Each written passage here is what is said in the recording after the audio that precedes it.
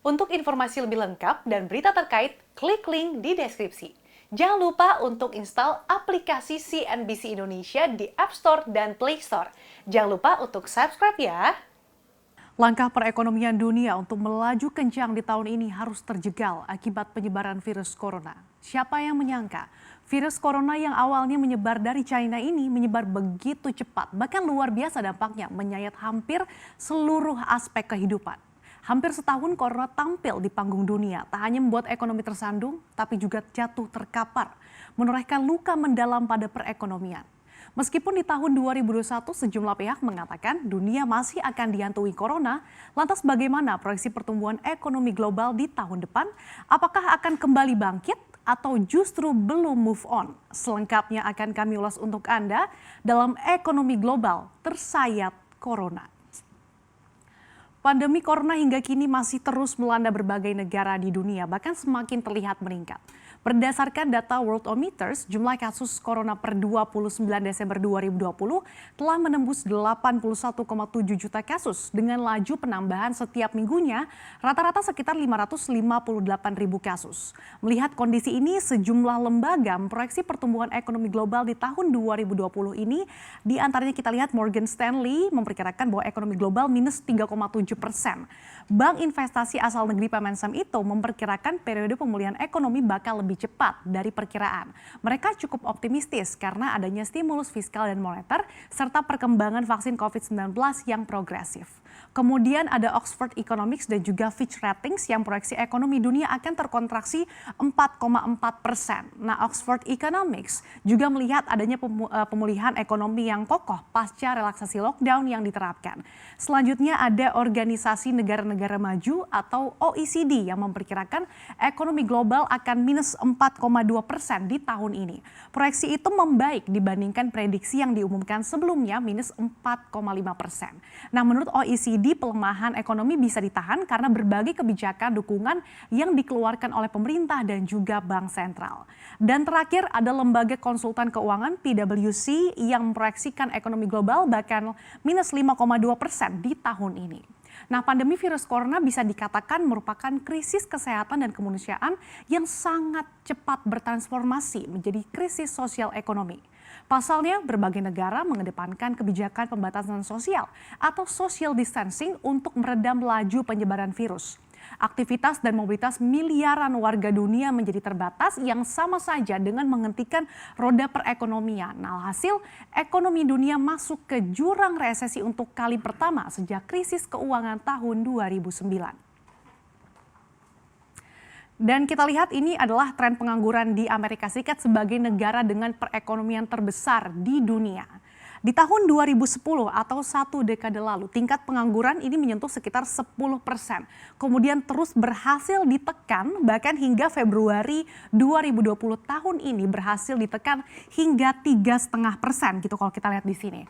Namun apa daya, pandemi corona yang menyebar tanpa permisi membuat tingkat pengangguran di negeri Pemensem ini melonjak hingga 14,7% di tahun 2020, tepatnya di April.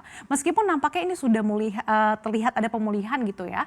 Hingga November tingkat pengangguran sudah di bawah 10%, yaitu di sini sekitar 6,7%.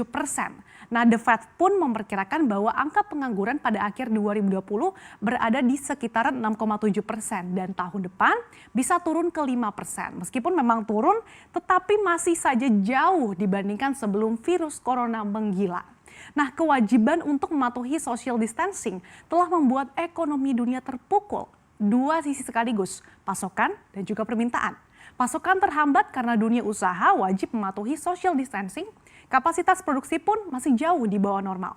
Sementara permintaan terpukul selain karena daya beli menurun, sejumlah aktivitas tadi dibatasi. Nongkrong sama teman-teman jadi dibatasi, nggak bisa liburan sebebasnya, kemudian nggak bisa nge-mall dan sebagainya lah. Nah, kapasitas produksi yang di bawah normal terus permintaan juga yang anjlok membuat dunia usaha ini jadi pusing tujuh keliling. Biaya pastinya terus jalan gitu ya, sementara pemasukan berkurang drastis, bahkan ada yang hilang sama sekali. Akibatnya apa? Ya mau nggak mau harus ada penyesuaian. PHK pun jadi pilihan. Ibarat jentikan jari Thanos di Avengers, Kerja keras bertahun-tahun hilang, alhasil angka pengangguran dan kemiskinan yang berhasil ditekan dalam 1 dekade terakhir pun ini kembali melonjak. Memang seiring dengan adanya pembukaan aktivitas ekonomi secara bertahap dan juga vaksinasi, lapangan kerja akan kembali tercipta. Namun karena angka pengangguran ini sudah terlanjur tinggi, maka butuh waktu untuk mengembalikannya serendah sebelum masa pandemi. Nah, menuju tahun 2021. Sambil berjalan tertatih-tatih, perekonomian dunia mencoba bangkit dengan masih tersayat luka mendalam karena corona. Tahun 2021 membawa sejumlah harapan, berbagai institusi pun memperkirakan ekonomi 2021 akan bangkit. Resesi pun tidak terjadi lagi.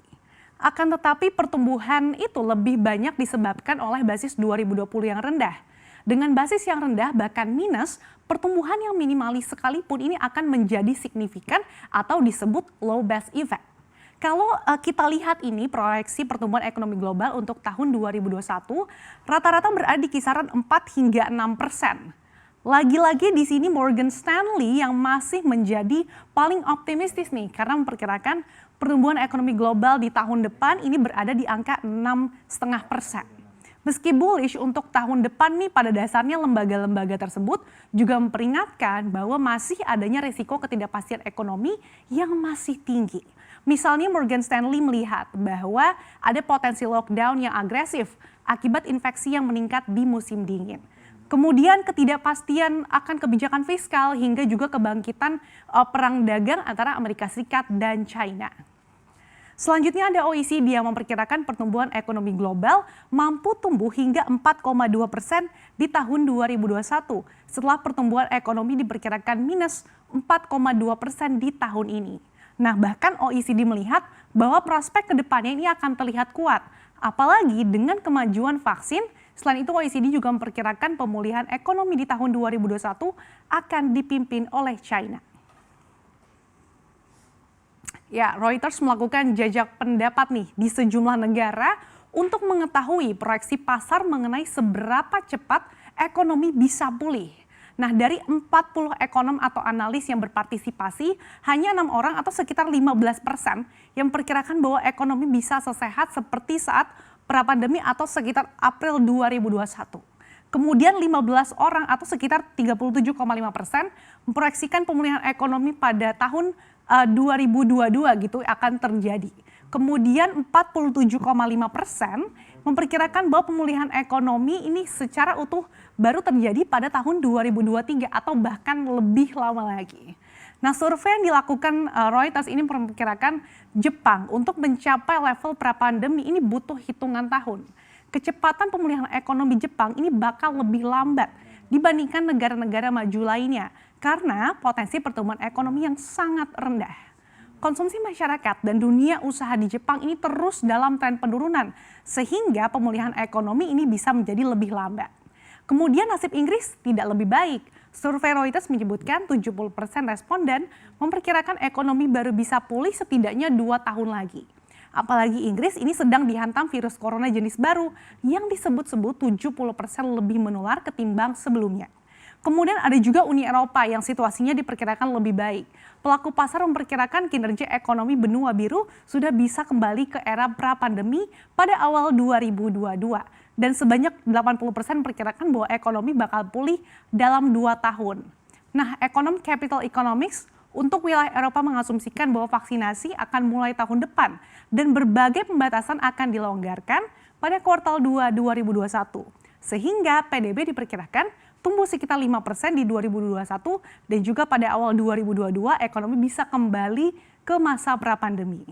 Sementara itu jajak pendapat Reuters memperkirakan bahwa ekonomi Amerika Serikat ini bisa menyentuh level pra-pandemi hanya dalam waktu 1 tahun. Ini seiring dengan resiko politik yang mereda dan juga vaksinasi massal. Kesimpulannya tentu saja butuh waktu ya untuk mengembalikan kejayaan ekonomi dunia seperti sebelum pandemi. Nah, sementara itu pemulihan ekonomi ini kan tidak terjadi secara merata. Ibarat melupakan mantan dan untuk kembali menata hati, setiap orang ini kan punya waktu dan caranya sendiri. Sama pula setiap negara ini memiliki strategi dan juga tantangannya sendiri dalam hal pemulihan ekonomi.